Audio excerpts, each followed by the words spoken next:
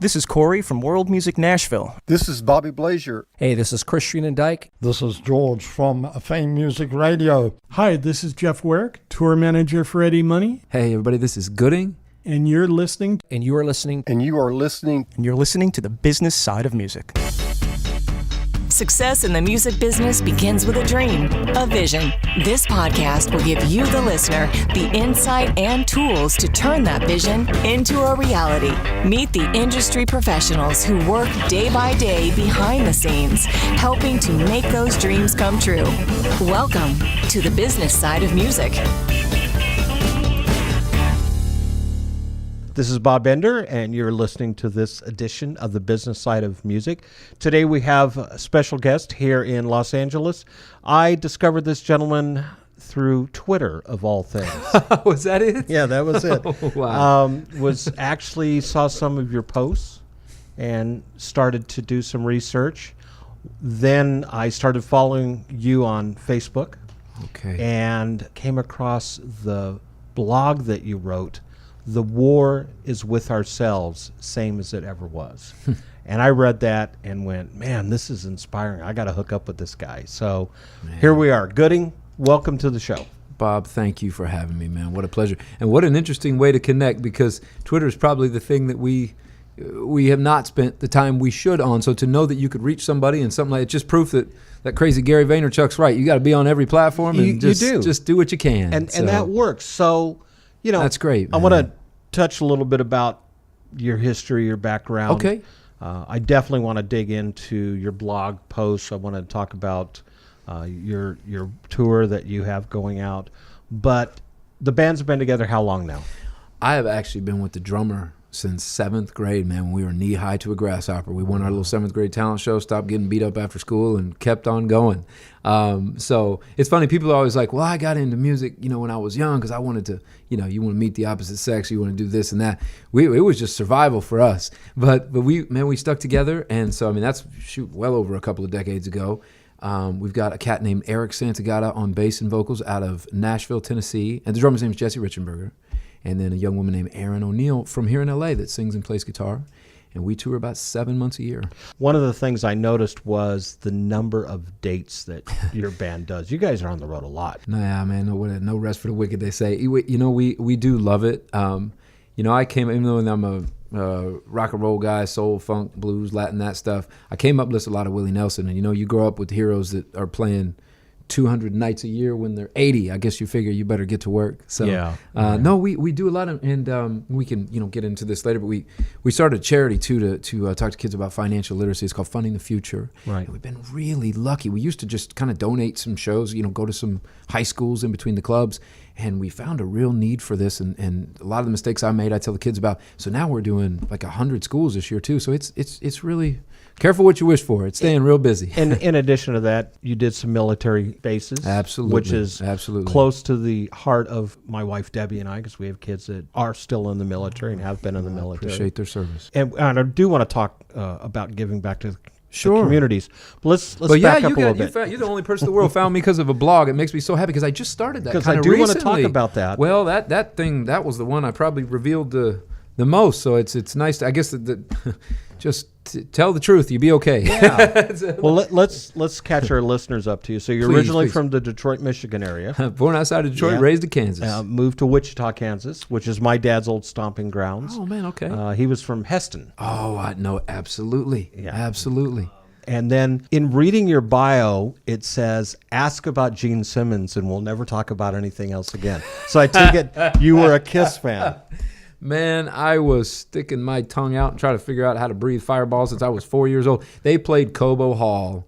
Actually, it's that they made a movie about one of those Cobo Hall shows. And yeah, when you see a band like that that's superheroes and you're a kid, there's no escaping it. You're gonna be screwed up forever. So right. I've they were one of the first bands that I loved and drove I had no idea what any of the lyrics meant. Probably thankfully, but my parents bought me those records. And no, I'm actually met Gene Simmons at one of the book signings, and plenty of positive and plenty of negative on stuff. But the one thing about that band that I always really took to heart was that they understand that their fans are the only reason that they're buying dinner and the only reason they're paying a mortgage. Yeah. And with that, what all the other hype or anything else, and God knows they have enough hype. They're, the cartoon care, but they always treat their fans very, very well. I think Gene Simmons has got to be one of the most consummate professionals when it comes to knowing how the music business works. So whether you like his music or not, whether you like their lifestyle or not, he's a good bookend to have when you're looking at trying how do you figure you're going to run a music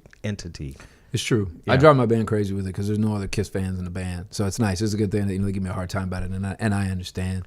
But no, there's a lot there, and I think Dave Grohl had that quote. You don't have to have a needle hanging out of your arm to be a rock star. And one thing I also dug about Gene and Paul's attitude was you have a job to do. People paid hard-earned money to come see you, and people are going to lay down some money, especially if they're working a minimum wage job. You better give them a show. Don't misbehave. It's interesting you brought that up because last night, I've been wanting to watch it for a long time, and last night I finally got around to watching the documentary on Terry Kath, who was the original guitarist for Chicago. Oh, wow. I and haven't founding seen that yet. member. And just, the guy was a monster on guitar. In fact, Jimi Hendrix came to one of their shows when they played at the Whiskey, told James William Gershko, who was Chicago's producer, he said, that cat's a better guitar player than I am. Jimi Hendrix saying that something. Yeah, that's amazing. Cracked the roof in half. Wow. When you think about Terry Kath, Terry got to the point where he didn't want to sell out. When the band got so famous, he didn't want to play the hits. That's what the band was known for. He wanted to get on stage and kind of just do his free-form guitar and blues and rock, and the band had to say, Terry, that's what's paying our bills are those hits.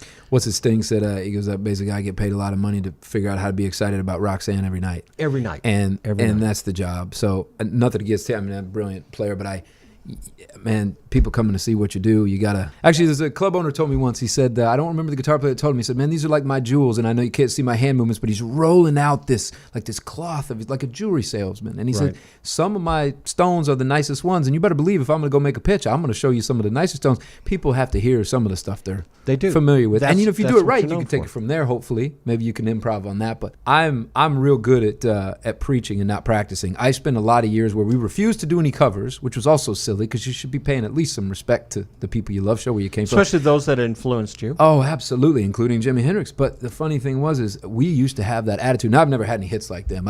They got some fancy problems there. That's like Radiohead having to play Creep all the time. We were over it. But I know that we used to do that. We wanted to show off the musicianship. But if you're doing that at the cost of the audience, not at the benefit of it, I think that could be I don't know. That's a slippery slope.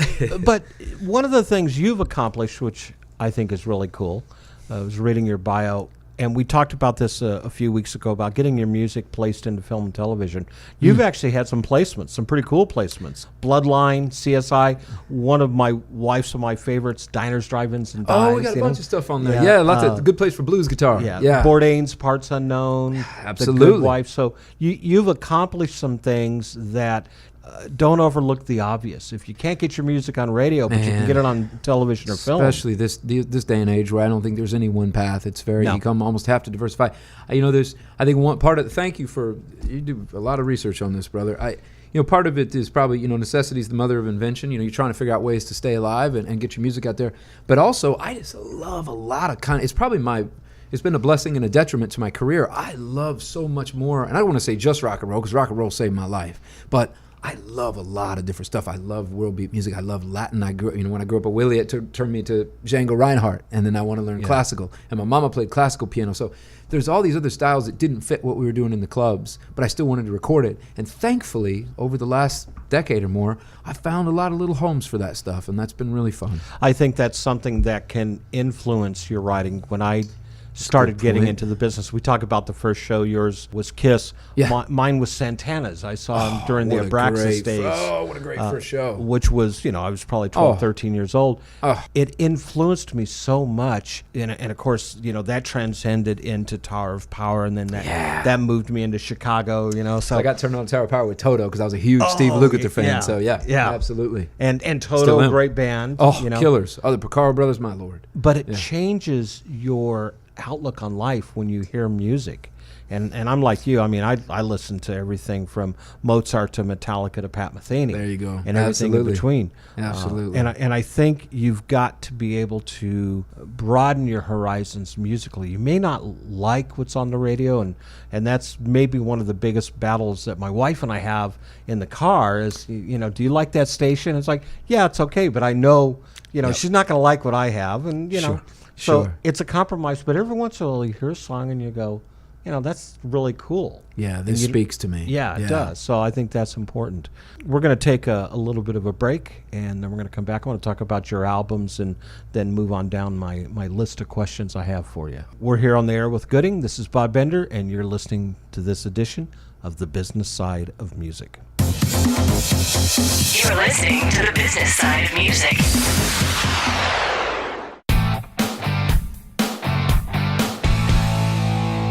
Hi, this is Vinny Rebus, the founder of Indie Connect.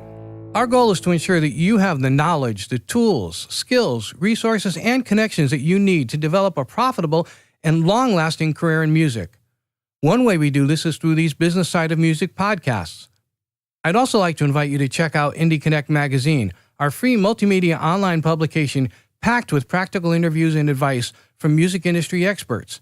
Go to www.indieconnectmag. That's www.indieconnectmag.com. Let us walk with you and guide you every step of your musical journey.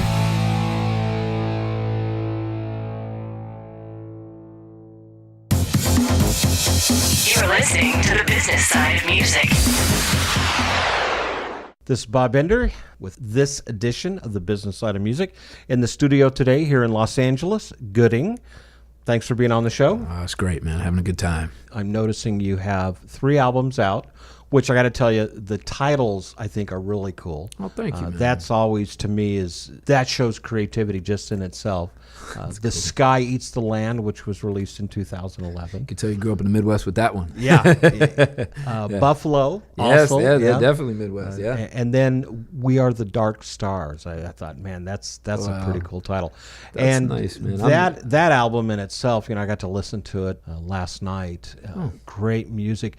I could really categorize you as one type of genre or another. You're kind of I guess sometimes it's an overused term, which is Americana, but I think that's okay. Sure. You know, a lot of radio today is so compressed format-wise that's the one thing I love about Americana radio, because some of their playlists are 60, 75, 100 songs deep. Yeah. And it might be Marty Stewart, it might be Willie Nelson, it might be the North Carolina Chocolate Drops, it might be Gooding, you don't know. I mean, they're just playing a little bit of everything. And you got a new album coming out this year, Building the Sun. Man, we are so excited about that. You'll have to turn the mic off me on this one. This is one of the first times we've been so fortunate to get.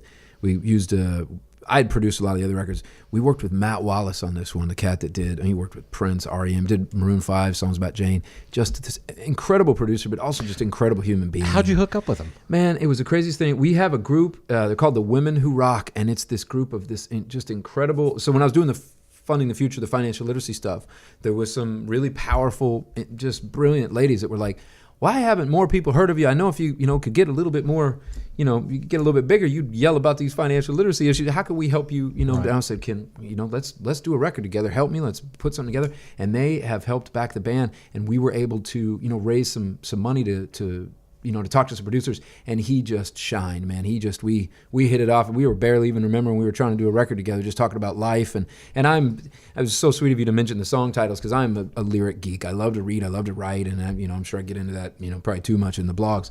But he just really zeroed in on some of the lyrical content and what we wanted to say and what we wanted to do. And he loves live bands. He's good at tracking live bands. And I wanted to make a record that reflected that I have a road band. So when you went into the studio to record, did you record as a band? We absolutely did. That's so And important. I'll tell you, man, my drummer, I'm so lucky. I mean, I already, told you Jesse Richenberger grew up together. But we went to NRG. We were able to do the drums in, one of the just, places that we've dreamed about going. We're so lucky. Man, he knocked those tracks out so fast. We even started cutting B-sides because we had some extra studio time, so we're really lucky. But Matt did great, man. He taught us a ton. It's all the, the stuff but you need somebody you trust to remind you. The whole, don't bore us, get to the chorus. Careful, we don't need a 64-bar guitar solo. You could do that live. So he really shored things up. But yeah, that's coming out in, we're putting the first single out March 2nd, and then through the year there'll be singles coming out in August. That record will be out, and there's a lot of music on there, man. There's some some rock and roll stuff. There's hopefully a couple of grab you folk stripped down things. A lot of funky stuff on there. It's it's gonna be fun. I think I stole "Don't Bore Us, Get to the Chorus" from Petty. No, Petty's other one I love. He said "All killer, no filler." That's what we got to remember when we're writing those songs. All killer, no filler. That you just said something that I think is vitally important, and that is if you hear something and it's a quote from somebody else. And it can help you. Take it. Especially, tell them who gave it to you. Yeah, now don't crib it. Quote unquote. Oh, people get so sick of me, man. My band's heard all my songs, but I'm always finding new ones because I'm always trying to read something or get into something. But it's funny. Those are, especially when you're coming up and you can't meet any of your heroes and you haven't played with anybody yet. Those people are, I think it was in Good Will Hunting when he was like, well, he names all these books. He's like, these are my fathers or these are my mentors. And the shrink is telling him, of course, in the, you have to actually have real people in your life. But I tell you, until you meet some people that, can inspire you and do that, there's a real beautiful thing of being able to watch people who have already gone down the path and learn. Don't be too stubborn. Don't make it. Yeah, listen, I made too many mistakes. That wheel? I've reinvented too many wheels, man, and I'm learning, man. It's like if you can, it's not stealing if you tell them who you got it from and you change it, enough to, be yourself. With regards to the album, the new one that's coming out, you're going to be touring with it? My brother. We are going to be living in the Motel 6 for most of the year. I'm so lucky that we have such good families put up with this stuff. Yeah, we're leaving out March 15th, starting New Orleans. We'll be out for 3 months for the first leg, some festivals in the summer, and then we leave August for 3.5 months. So we should be out 6-7 months on it and taking it to about 100 high schools, tons of clubs, theaters. So question I always get asked when acts are trying to get out on the road. Yeah. You book yourself, you have someone booking you, you're doing a little both? Or? I used to book it. We've had several different great booking agents. We're actually just now starting with a new booking agency, and we're really excited about that. But a lot of this tour is us playing and then talking to those kids about the financial literacy stuff, trying to give them some hope, a little leg up, trying to level the playing field for them a little bit. I always say, if you don't want to work hard, I can't help you. But if you're working hard, we should all have the same information. The schools are booked through the charity Funding the Future. We got other bands doing it now. Please, folks, if you shameless plug, but I'm not going to plug myself. I am plugging the charity here, fundingthefuturelive.org, and Carter Halsey's on there. The reminder, some great acts that are going to go help us try to talk to these kids and give them a little help. And I want to talk about that. Before we do, let's talk about the military bases. You got into that. How did you get those gigs booked? It's funny you mentioned a booking agent who helped us and really who inspired us with that, because she came from a military family, and actually my bass player at the time, his brother won Texas Airman of the Year. He really turned us on to a lot of the things going on there. It was Deb Tunier with Milestone Agency. And I don't think she's doing a whole bunch of booking now, but just a wonderful woman. And she reached out to some of the bases. We were doing a 50-state tour because I have apparently delusions of grandeur. I didn't even have a single that was working at the time. I was like, let's play a show in every state. I ended up playing bookstores, bowling alleys. It was insane. But we did it. It was going to be the 50 and 5. We didn't get Hawaii and Alaska. But why not? But why? Well, if you're going to be out there, let's do. You get a way of getting people excited. What was cool though is the tour. We ended up, once we started doing the bases, some of the other bases got interested, and we ended up going back out an extra probably 2 or 3 months on that, and we went back to 24 more states, and we got invited for a private tour of the White House. We played Walter Reed. That was a heavy day. To me, that has got to be the coolest thing. And those we're honored. It was just they're so appreciative. Well, that's the thing is, you got to remind yourself. I mean, are you kidding me, man? I'm playing a guitar how easy is my life? And you get into all the drama, think, oh, it's tough. I got to get up at 5, and you go meet these cats that have given everything for us and put their life. And I told them, I said, we wouldn't be able to do this if you didn't do what you did. And it's but it's hard to find words in that stuff because that's not apples and oranges, man. I mean, those sacrifices are. not me rolling around in a van. I just got to say thank you for doing that, because it's the least we can do. having kids in the military, my wife and I, that's so important that when someone comes, and they are really truly the most appreciative audience. Absolutely. Of anybody. Absolutely. They're just they're thrilled that somebody came to perform for them live. Absolutely. Well, and it's kind of full circle, because now that we're doing the stuff with the schools, one of the things we talk to the kids about is to watch out for the same day lenders, 1,000% interest, some of these things, and there's a lot of those same day lenders setting In the up military, on the bases, yeah. And it's really tough, and you got to. People struggling out there defending the country, have some financial problems, and people giving them these bad loans. I'm like, man, this is the wrong people to be picking on. Well, we are going to touch on that, because that's important to me. But I want to jump back to your album real quick. Oh, great. Building the Sun. Particular song on there that you really. Man, you got to love an interview while you're helping me plug the record better than I am. If my management's listening to this someday, which I'm sure they will, they'll be like, man, you need to hang with Bob. He'll teach you a thing or two. Man, I tell you, the singles go like this. The first one's called Troublemaker, and that's the good trouble. We're going to cause the good trouble, help some people. The second one is going to be Bring the World Around, and we're working on that video right now. It's going to be really fun. Man, we shot the video at MLK High School in Atlanta, and we're going to cut into hopefully someone with and if somebody's hearing this podcast that wants to sing the chorus from another continent, let me know. We've got most of them. We're going to try to get somebody from every continent to sing Bring the World Around and do the video with us. So I'm going to jump in right here. Oh, please. Bring the World Around. If someone wants to sing the chorus and they send you the video, if that's what you're looking for, yeah, I'll send you an MP3. Let's make it happen. How do they do it? I love it, man. That's great. You know what? Hit me up at goodingmusic.com, and all of our social media sites are Gooding Music, Gooding music, one word, and Spotify, Twitter, which that's great. We met each other through there.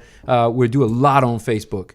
We do different days. We have different footage and things we put out, and then lastly, of course, YouTube and Instagram. So yeah, hit us up. So let's see if we make that happen. Yeah, let's do it. We're going to take a break, but as we go into the break, I want to play the track Troublemaker for cool. our audience so they can listen to it. Wonderful. Thank you, man. This is Bob Bender with Gooding, and you're listening to this edition of The Business Side of Music.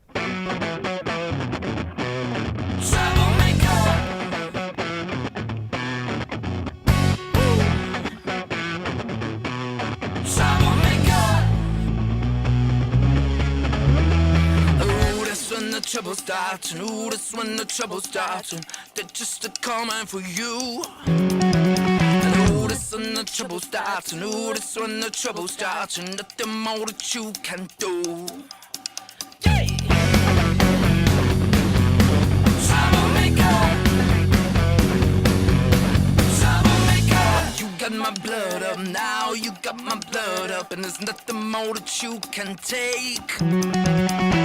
There's poison in the sky, there's poison in the ground, there's fire there on the lake.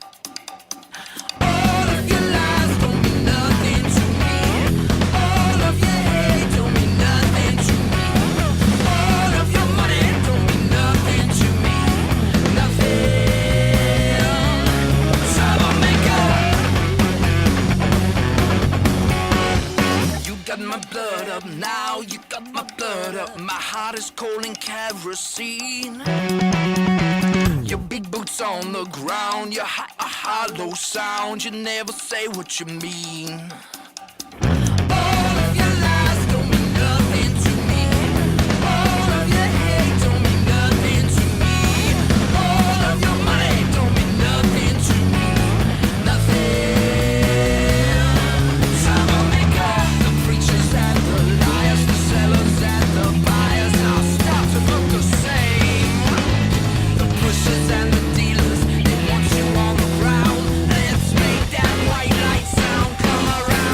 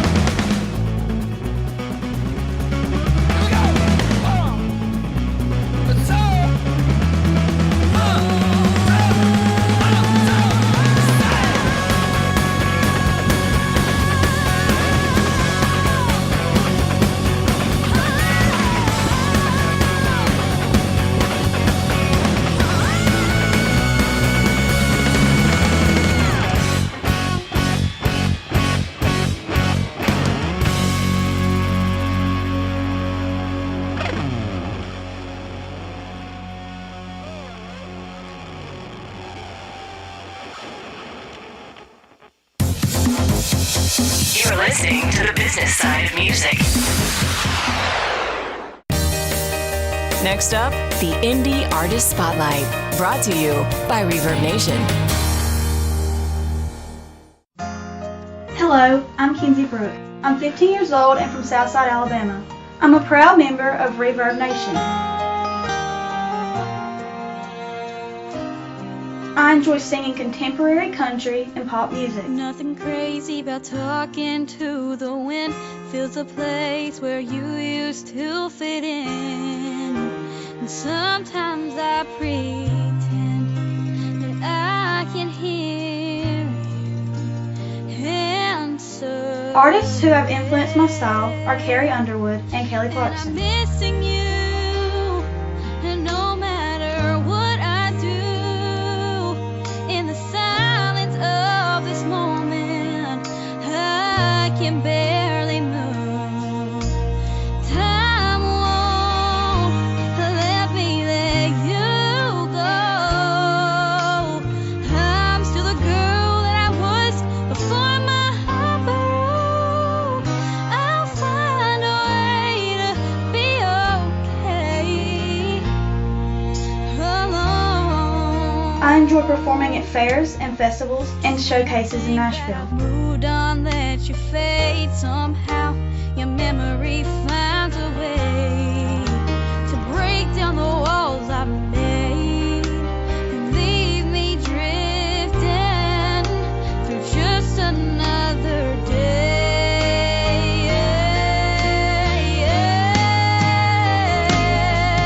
And I'm missing you, no matter what I do. In the silence of this moment, I can barely move. Time won't let me let you go. I'm still the girl that I was before my heart broke. I'll find a way to be okay alone.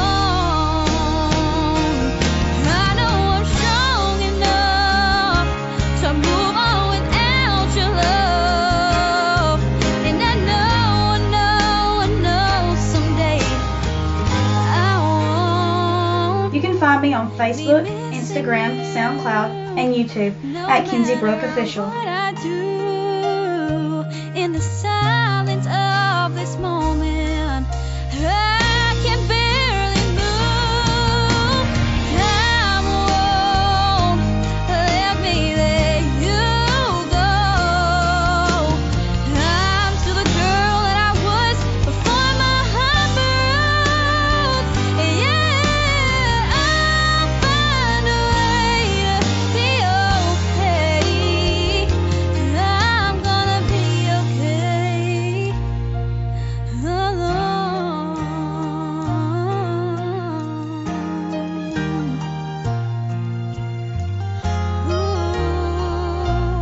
I'm Kinsey Brooke. I'm a proud member of Reverb Nation.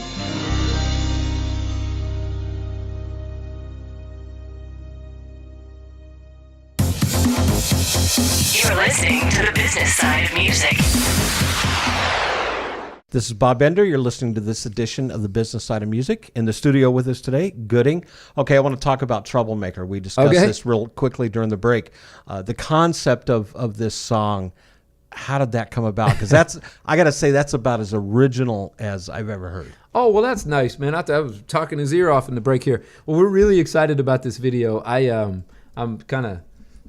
giving it away here, but what the star of that video is not us, man. It's this 9-year-old girl out of Cajun Springs named Paisley, and she is just incredible. She basically plays the muse. So she's running around this bar like we start out and then nobody's listening.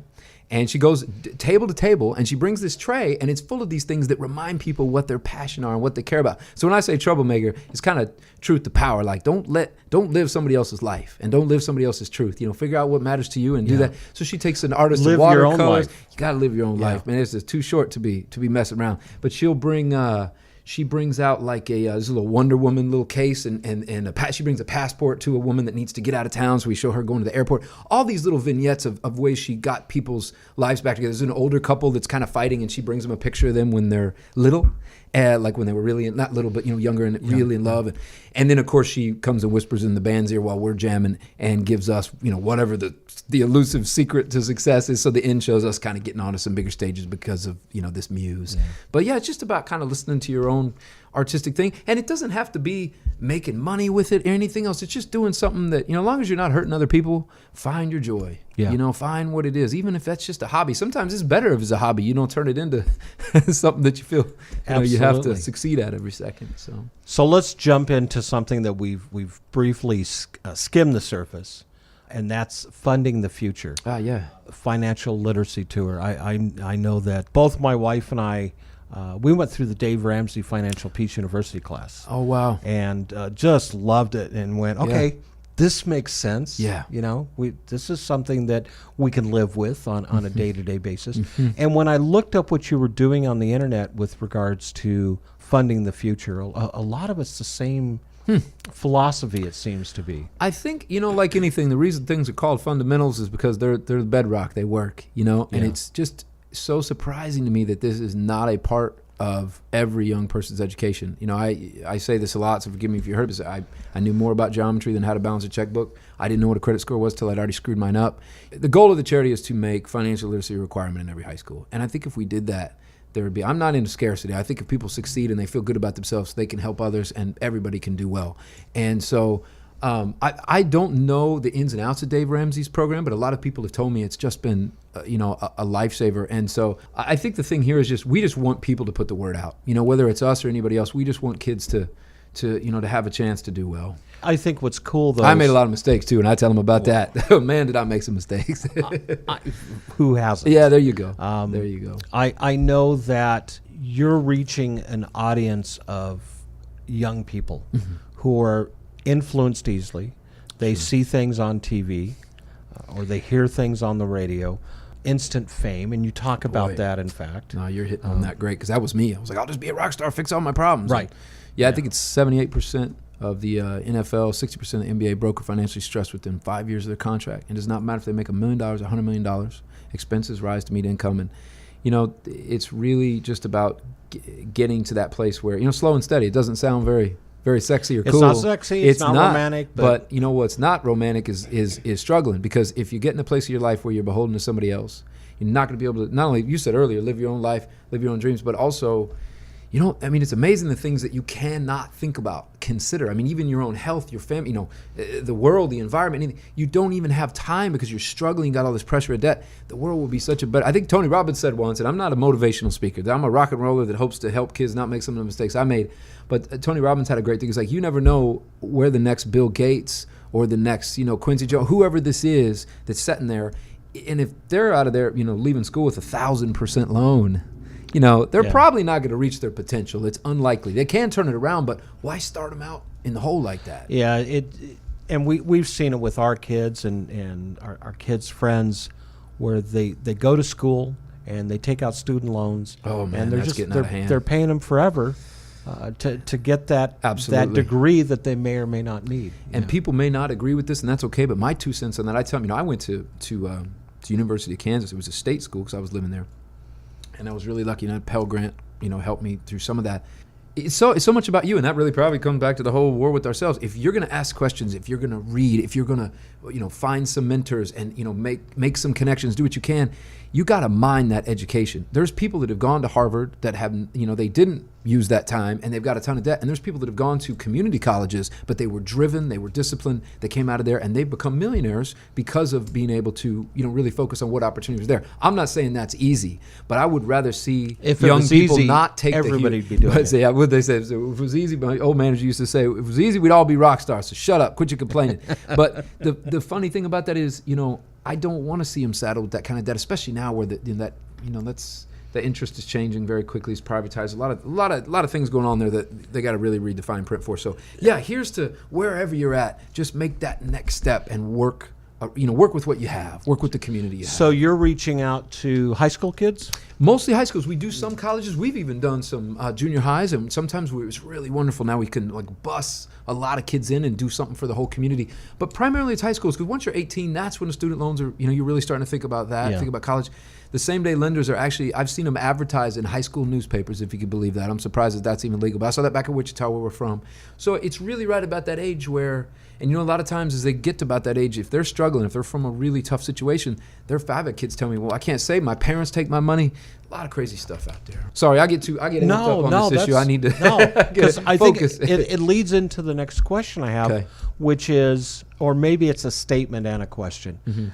We're in the music business, and I mean, when you think about it's all hype. the you think about the title of this podcast, The Business Side of Music. Very smart. So many artists that I've come in contact with and have worked with will tell me, well, somebody told me I got to spend $100,000 or $250,000 to record an album. Or on the other end of the spectrum, they'll say, I did this album for $5,000 because I didn't have any more money. And I think what it comes down to for me, and I'd love to get your input on this, is it comes down to, first of all, what can you afford? Right. And what your dream is. Right. Because the two don't necessarily go together well. Oof, that's solid. Someone came to me a while back and I listened to their project, and they were so proud that they had spent a couple $1,000s on it. And I went, that's what it sounds like. Right. And nothing against the quality of your music, but the quality of the production prevents me, absolutely, as a person in the industry, to go out and do anything with it, especially when you're up against everything else. On the other side of the spectrum, someone that has spent $100,000, back when I worked in the record label, we'd spend $250,000 shooting a music video. Why? Because we needed that helicopter shot. It's so heavy you said that, because I was sitting at this place called HQ last night, and we were playing some of the newer videos of Gwen Stefani, 30 Seconds to Mars. I mean, big, beautiful, expensive videos. And in the middle of that came that crazy Moby video where he basically spent $1 when the video camera had people just dance, and then he showed his face. And I loved everything I saw, but that was just as effective. There's so much about being authentic and figuring out, I always say, money helps, but money doesn't solve problems. Ideas have got to solve the problem. Thank you. I think that you said a really heavy thing, man, about, because I ran recording studios. I mean, I made my living recording other people, and then whenever I had my own time, record my stuff. And that's how I ended up with all enough extra tracks to eventually open up a publishing company. But I did anything I could to record people, and having to learn all that, the old school gear, was really good, because the things you learn about, and we're going inside ball here and geeking out, but this is a wonderful, I've heard some of the other podcasts. I know you give them all kinds of different things. For anybody talking about recording a record, you got to learn compression and EQ regardless of whether you have 1,000 settings or not. You have to understand, again, the foundation. You got to understand the fundamentals. And so having to work your way up through a $100 record, a $2,000 record, a $10,000 record, you're learning something in the process. And believe me, again, I'm preaching, I'm not practicing. I thought I needed that major label record deal when I was 18 years old. It would have killed me if I would have had it then. I didn't know what I needed to know. I didn't know myself enough that it would have destroyed me. I have a good friend of mine who does a lot of the band's art, was like, man, you were wearing like purple pants and a bandana. He said, lucky they didn't give you any money. You would have been a tyrant. But that's really the same with the recording thing. I think sometimes those things will reveal themselves, when it's time. Now, are things fair? No. And are there kids who get $1 bazillion to cut stuff without, having to, do the, I would say the sand in the shell makes the pearl. Sometimes the struggle is where that great art comes from. Not always, but I think a lot of times you gotta go through the paces. But I'm really lucky in a way that I've got enough years on me that I learned before. I love Logic. It's wonderful and it sounds great, and I do most of my recording in it. But I had to learn some of the fundamentals before they went there. One last saw, and I think this was who's it? Gilbert. Paul Gilbert's cat played guitar for Mr. Big. He has a great quote. He said, when I started guitar, I was lucky to buy the first amp and then just turn it up loud enough to get distortion. And then I worked a little bit and I got, I bought my first distortion pedal for $40. I was thrilled. He goes, it's like these days, you give somebody a pedal with 50,000 effects. You're like, here you go, son. It's your first car. It's a Boeing 747. Yeah. You've got to fly it. Yeah. You got to go through the paces. Oh, that's so true. I know that Vinny and I we're working on on a series right now, a video series that's going to be titled "Help My Kid Wants to Be a Musician." Trying to help parents, that's a great thing to talk about. When you walk into that music store and there's 100 guitars on the wall and there's 50, 60 amplifiers. Yeah. How do you choose? And as a parent, of course, you got little Johnny who's like, I want that and I want that. If you don't have the financial resources, absolutely, you need to learn to start small. But more importantly, if you're little Johnny or little Susie just starting, you need to start small anyway. Man, it's so solid. And I think, not to take this too far out, but we're seeing this, I think, with everything. There's so many, there's 50 different choices on anything you make. And it gets so easy to think that those externalities are going to solve the problem. And so much of it really comes back to, our hearts, what we want, how we connect with people. A really great musician is going to put, they could take a beat up guitar with a string broken and they're going to do something that's going to tell you what they're about.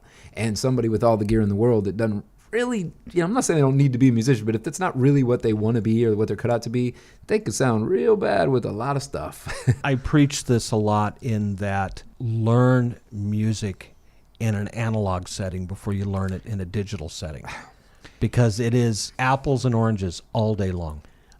We gotta be. I could probably be on this podcast. We both have things to do later. And I could talk about that one forever, and I really appreciate you saying that, because that's a bunch of blogs and crazy things in that. Austin Kleon is a guy I just got into. I got turned on to him from the Hugh McLeod, that 39 Ways to Be Creative or something. But Austin McLeod, he's down in it's funny, he's actually down in Austin, Texas. He said, and I think this is really good for all of us, regardless of what kind of art you do or whatever you do, he said, I keep half my room analog. It's big markers and pens, and he tears up newspapers, things that are tactile, things that there's only one of. And you can see me, I'm sitting here with my journal, and I'm not writing down things to tell everybody. I'm writing down things that you're saying, Right. And so for me, if I write it down, it's better than typing it in. But he says, I won't touch the computer until I've already got the seed of that idea.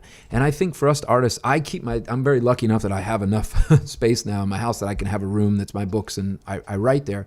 But it's a legal pad, one guitar, and a bunch of pens.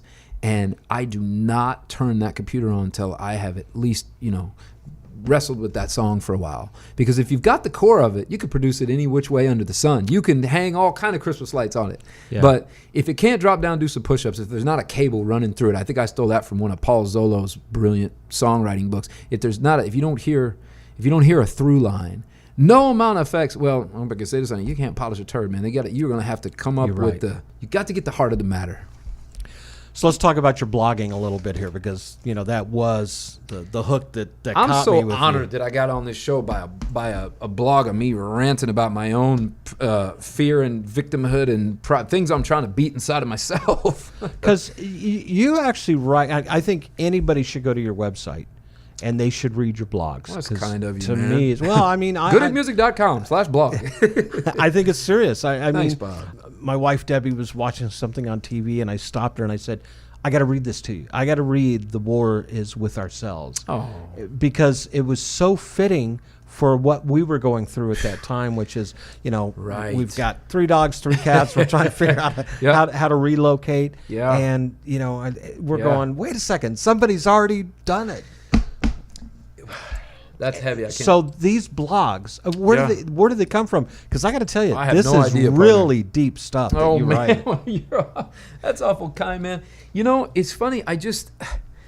You get to where I filled up a half a wall with journals over the years, and you start maybe I've never even asked myself that question, why we started doing it. I bet because I started doing it a little bit a few years ago, and then we stayed so busy on the road. You know how it is. You make time for the things you care about. You can't have an excuse. I never made time for them. But I think as I'm talking to the students, I get a lot of the same questions. And as you do it for a few years, you realize some of the patterns. And of course, you're going to get, how can I be a rock star? How can I get in the music business? How can I do this?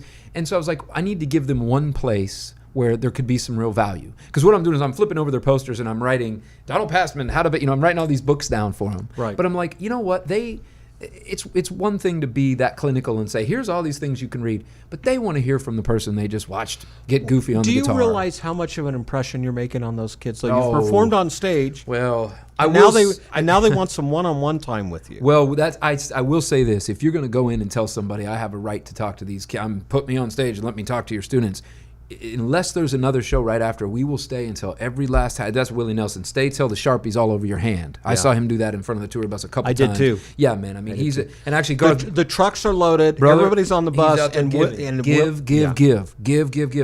And I heard Garth Brooks had a signing at our little mall in Wichita when I was growing up, and it was right. Thunder Road broke, and they said, "Man, you got to cancel this. The line's going to snake around the block." He stayed till 8 the next morning signing because he knew, wow, this is what I've been asking for. I'm not going to start whining now. And I think that's why I feel like with the kids, if they want a question, I want to figure out how to answer it. And sometimes it's hard to hit them in detail, every one of them on Facebook, because there's only so many hours in the day. Right. And so I said, hey, you know what? I'll write about this. Come check it out. And then if you have any questions, ask from there. Well, I started writing. And the first 2 are way too long. If you saw the old ones, like, good, we don't need 20 pages on the 10 tips to, little verbose, as you can tell, people get a little excited. A lot of caffeine going on here. But the thing is, once I did it, I was like, you know what? You know how they say, if you're teaching, you're probably learning. If you almost have to figure out how to express yourself to burn it in, to your own mind and your own heart. And I stopped writing so much in the journals and started writing on the computer. And I'm still getting over my fear. Believe me, I got a lot of half-written blogs in there that I'm not ready to show. But I think I'll gain a little bit of confidence each time. And that's all we can do. You start where you're at, and you just keep going from there. So for you to have kind of found this, that's the most beautiful thing, for somebody to be like, I'm going through that same thing. Because look, I don't care how cool you are, how tough you are. If you're a human being, there's some part of you that's asking yourself, there's some fear. Even the person that acts the most confident in the world is afraid of something. One of the things that you said triggered something in my head. I spent 14 years on the road touring with various bands. Yeah. As a tour manager and as a production manager, and then as a manager of artist development. It's hard work too, man. That's wrestling cats all day. And I always said it's akin to herding kittens. Herding cats is the expression. Herding kittens, as I would say. That's great. Hey, where's the fiddle player? Oh, he's out there. Well, where's the drummer? Well, he's over. He's seeing a movie. This guy's at putt golf. This guy's fighting. Trying to with get his them lady. all on a bus to get to the gig. Oh, buddy. But I said to my wife one day, sharing old war stories with her. One of the things I can say is I've been in all 50 states. I've been in every province of Canada, Mexico, and Europe twice. And who gets to say that? And man? she says, well, "What did you see?" Oh. And I went, the back of the club and the Motel 6 breakfast. I'm going to write a book. And the book title, you've heard the expression life passing you by? My title's going to be Passing Life By. Because all I ever saw was everything from the window of a tour bus. Bob, first of all, I'm not going to steal it because I'm a gentleman, but you better get that thing trademarked, putting that out on the blog, because that's brilliant. I will not even go tell. I got one right in my head. I'm not going to say it on there because it was my Erin O'Neill, my brilliant vocalist guitar player. She gave me what that is. That's great. Yeah. If you don't use that, send it over. Tell me what I got to pay, because that's Passing Life By. That is the road, well, maybe man. You should write a song about it. Man, he's going to be like, my BMI CAE number is 12. I love it, man. No, that's I think strong. I think that's so important that when you're taking this journey, don't pass life by in the process. With these kids that are in high school and want to accomplish. Yes. The old expression, stop and smell the roses. My wife went to Europe. I went to Europe. We went to Europe 2 different times. Mm-hmm. She went for school, and I went for work. And we both spent some time in Italy in different parts of our lives. Mm-hmm. And I can pull out pictures that I took and say, well, I was here and I was there. And she goes, yeah, but do you know those places? No. I just took it. It was a photo op for me. So take the time. The reason I bring this all back into it is take the time when you're putting the music together, when you're putting that pen to paper. Yeah. Take the time enjoy the ride, to enjoy it, because you're going to find out. I mean, I just get a chill thinking about it. Your end journey is going to be so much better than saying, well, I was in all 50 states, in every province, Canada, Mexico, and Europe twice. Right? Yeah. And what do you remember? Yeah, what are the man, that's so solid. I think it was Jim Rohn, who was like Tony Robbins' mentor, whatever, said, you write it down, keep the journal, take the pictures, but be there, stop, breathe, and I'm pretty, I get a little I get real excited about things, and sometimes I get all spun out too. It's like, you got to slow down, man. Well, and I think I'm trying to meditate. I'm not good at it. I'm real bad at it. Yeah, well, I was going to say, if you're like me, the ADD kicks in. Oh, buddy, I got all that stuff. And absolutely. I'm chasing squirrels who are chasing something. Well, this is why we pick ladies smarter than us, man. No, that's absolutely. The key. You got to marry up. Which I did. Yeah, me I want too, to close out the show. This is a question we're starting to ask all of our guests now, what advice can you leave for someone entering the business? Oh, man, that's great. There's another great blog. I'm going to have to listen to this thing back just to ask you if it's okay to do a bunch of splinter blogs off of it. You got some heavy-duty business in here. Absolutely. You know, I think one mistake I made was just, man, that ego will kill you. Because, of course, you're going to say yes to things that aren't worth your time. That's life. But, you know, the whole way, I think we talk about, you got to go to know. And every time you do something that you think isn't worth your time, you have learned a lesson there. And you don't appreciate the successes without going through the dirt. I think Stephen King said once, he goes, I read about 80 books a year.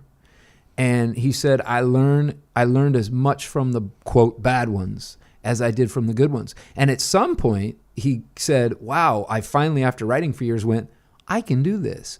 And so I think don't be afraid of saying yes to the show. I was in Guitar for the Practicing Musician when I was very young. It was my one big claim to fame. I was able to teach some guitar lessons at my high school because it was this beautiful, amazing, crazy thing that happened, and they put me in there.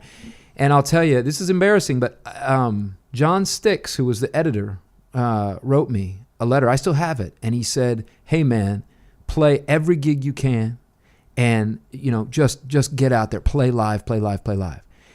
And what he was trying to say was, don't think you're too big for anything, especially when you're starting out. And even when you are there, try to keep planting seeds and do everything you can. Because you know what they say, the same ladder you're going up, you're probably going to pass those same people coming back down. Very few people are going to have U2's career or Bruce Springsteen's career. Right. This is 1 in a billion. We can all aspire to that, be inspired by it.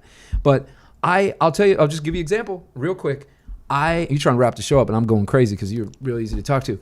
I had a bunch of letters come in, and I think I actually wrote this in one of the blogs, and I haven't put it out yet, but a bunch of people wrote me, because this was back before everybody was in the music business. There wasn't cheap recording, and it was a big thing to have I'm going to date myself, but it was a big thing to have a cassette. And I printed these little cassettes, and they wrote me to order. They were sending me checks just arbitrarily for $10, going, we saw you in the magazine. Do you have a cassette you'll send us? Trusting that I would send the money. Can you imagine that time, people would they pay that for and even trust you? But all these people wrote me. And if that would have happened, if right now a bunch of people sent me money, I would, and I'm lucky. I mean, I make a living, I do a lot of good things, but I would know just the same way you need to comment on everything that comes in on Facebook. And you can have your tour manager do it for you, but they're going to know if it's not you. You have to spend some time on social media. Right. I would write every one of those people back, at least a little postcard from the truck. But I was such a stupid little kid, man. I was like, look at that. Look at my stack of fan mail. I'm going to go back to recording on my 4-track. I wasted, God knows that some of those people would have been in clubs now, or one of them might be running Atlantic Records. Who knows who those people were? And I didn't write any of them back. I was just like, well, that's neat. I sent them the cassette. I made my little tape and sent it out. But I think I was very egotistical. I think I thought, well, I'll just get on the Arsenio Hall show and then I'll have a bus and all. Man, are you kidding me? Somebody spent the time to contact you for doing something that you do. Don't tell them, but they know we do it for free anyway. That doesn't mean you shouldn't pay these musicians when they come play your wedding, people. Exactly. Because we got to buy food too. But we love it. We wouldn't put our hearts out there if we didn't do it. Put down your ego, say yes to everything, and every live show, even I played so many shows in front of 2 barbacks and a cricket. I mean, and I've had times we opened up for Blues Traveler for 18,000 people the next night. We played the Deli in Norman, Oklahoma before we'd been there enough to build a fan base. And God loved the Deli, Oklahoma. They stuck with us. Nobody was in there. And it was humbling. But you know what? We played just as fiery in there and learned more about our instruments that night than thinking we were great because we got to open up for Blues. Just keep playing, keep saying yes, stay out. Just so you know, it happens to everybody in this business, what you just said. And so don't think that you're immune. Thanks for saying. Yeah, and don't think, hey, that's right. You're talking to a guy who was on a tour, private plane, 20 passenger plane with our own flight crew. We're staying in 4 5-star hotels. And I got off that tour and went to go out on the road with a band in a 12 passenger van pulling a U-Haul trailer. Absolutely. Driving on black ice in Midwest. That's our life. That's great. And then next tour I'm on a tour bus. Yeah. So just be thankful for whatever's handed to you. And maybe there's the good news about if you break a little bit later, you will appreciate it. I know that now that we get to fly to some things, and now that we got great in-ears, and we got 1,000 kids a day, and we've done some tours to the UK. I mean, the first time we got to the UK, we were just blown away. I mean, we've been waiting to do it forever, and I think it is a little sweeter if you have to wait for it a little bit. Gooding, thanks for being on the show. Hey, my pleasure. This has been great. We're going to do this again. I look forward. You cracked the whip, I'll make the trip. Thank you. Cool, man. All right. If you're interested in learning more about our show, drop us a line at musicpodcast@mail.com. That's musicpodcast@mail.com. If you have any suggestions of persons or topics that involve some facet of the music industry that you'd like to hear about on our podcast, please feel free to let us know. You can follow us on Facebook on the Business Side of Music podcast page. You can also find us on Twitter at Music Business Podcast. Also, if you're listening to this podcast on iTunes, post a review on what you think of our show. This is Bob Bender, and you've been listening to this edition of The Business Side of Music. The Business Side of Music is the creation of Tom Sabella and Tracy Snow and is produced by Bob Bender for Bob Bender Productions. Co-producer for the show is Vinny Rebus. The Business Side of Music is recorded at Music Dog Studios in Los Angeles, California and Nashville, Tennessee. Production sound designed by Keith Stark. Voiceover and promo by Lisa Fuson.